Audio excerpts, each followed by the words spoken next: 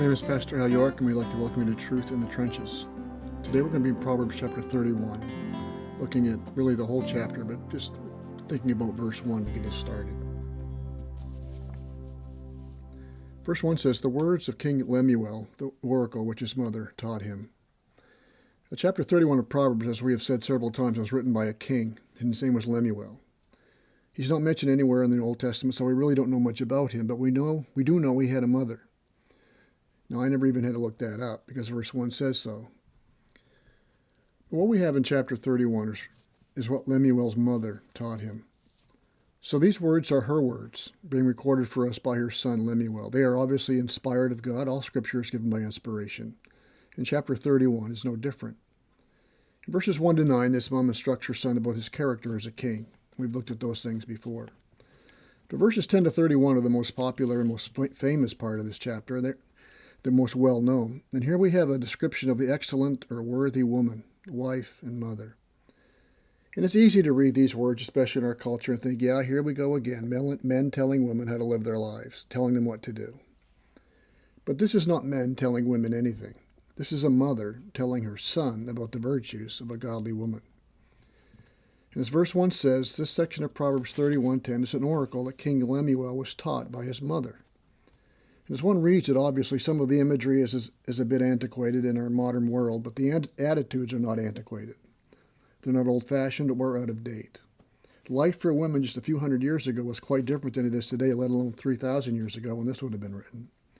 It's hard to imagine for most of us alive today what life was like before all the modern conveniences we have today, grocery stores and clothing stores and so on.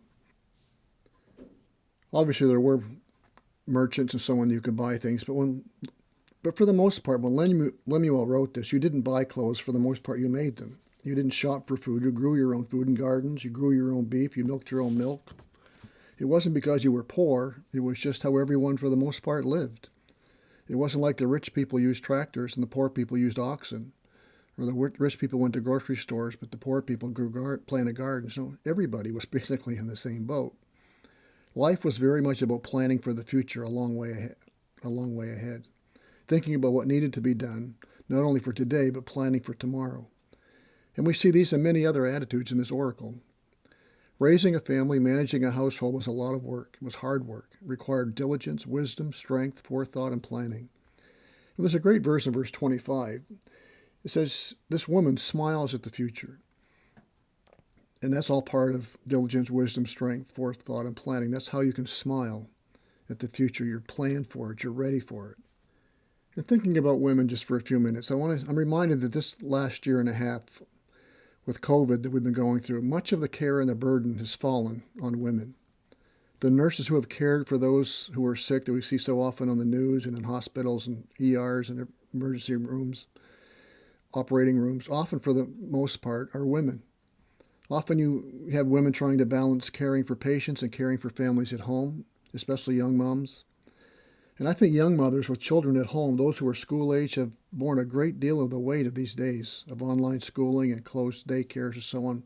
We don't really appreciate what they've had to go through and deal with all of these lockdowns and everything. The weight of this, I think, has fallen on, in a great deal, young mothers and young women. And so we need to lift up the role that women play in our society and our culture. Scripture and the gospel always raise the quality of life for women wherever it goes.